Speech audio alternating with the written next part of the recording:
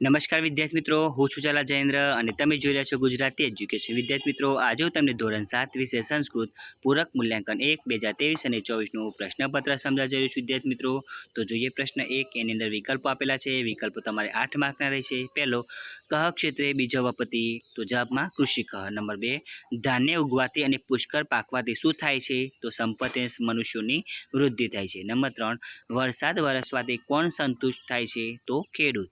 Number 4, કૃષિક હલ કૃતનયતિ, તો ક્ષેત્રનયતિ. Number 5, ગ્રાહક કતિપયાની યંત્રાણી યાચતે, તો જવાબમાં દ્રયયંત્રે. નંબર 6, લૂંટણમ એટલે શું? તો જવાબમાં આવશે લૂંટ. નંબર 7, કહ ભાર્યા સહ ભોજન કરોતિ. નંબર 7, કહ ભાર્યા સહ ભોજન ન કરોતિ, તો શંભુનાથ. નંબર 8, યંત્ર કીદૃશ્ય અસ્તિ, તો કરણયોગ્યમ.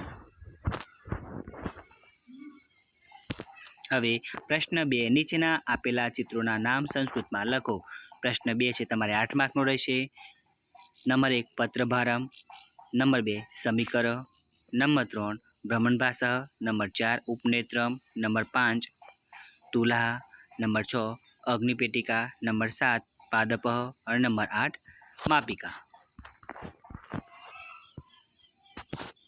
હવે પ્રશ્ન 3 નીચેના પ્રશ્નોના ઉત્તર સંસ્કૃતમાં લખો. વિદ્યાર્થી મિત્રો, પ્રશ્ન 3 છે તમારે 4 માર્કનો રહેશે. તમે જોઈ શકો છો. નંબર 1, યંત્રસ્ય કા વિશેષતા અસ્તિ, તો વિદ્યાર્થી મિત્રો એનો જવાબ તમે જોઈ શકો છો. નંબર 2, દ્વિતીય ચૌર પ્રથમ ચૌર કી વદતિ, એનો પણ આન્સર તમારી સમક્ષ છે.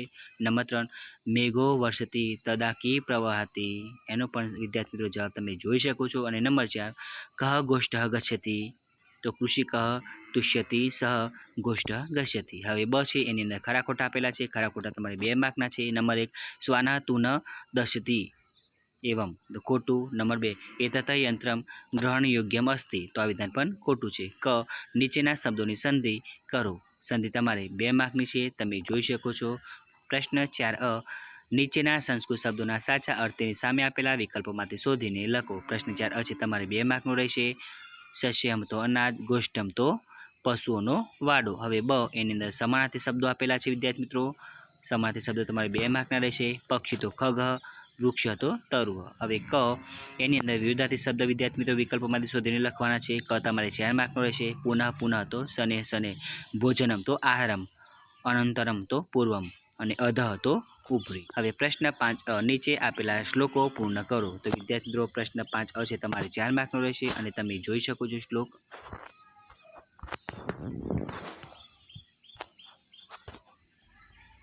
નંબર 2, એનો એ પણ શ્લોક તમે જોઈ શકો છો. હવે બ, નીચે આપેલા શ્લોકનો ગુજરાતીમાં અનુવાદ કરો. બ તમારે 4 માર્કનો રહેશે. અને તમે જોઈ શકો છો એનું અનુવાદ. હું હંમેશા સંસ્કૃત વાંચું છું, હું હંમેશા સંસ્કૃત બોલું છું, સારી રીતે સંસ્કૃતનું ધ્યાન ધરું છું, સંસ્કૃત ભાષા રૂપી માતાને વંદન કરું છું. તો વિદ્યાર્થી મિત્રો, તમને અમારી આ વિડીયો પસંદ આવ્યો હોય તો વિડીયોને લાઇક કરો, કમેન્ટ કરો, શેર કરો અને સબસ્ક્રાઈબ જરૂર કરો. અને આના વગર બીજી વિડીયો જોતી હોય તો નીચે ડિસ્ક્રિપ્શનની અંદર લિંક આપેલી છે. ધન્યવાદ.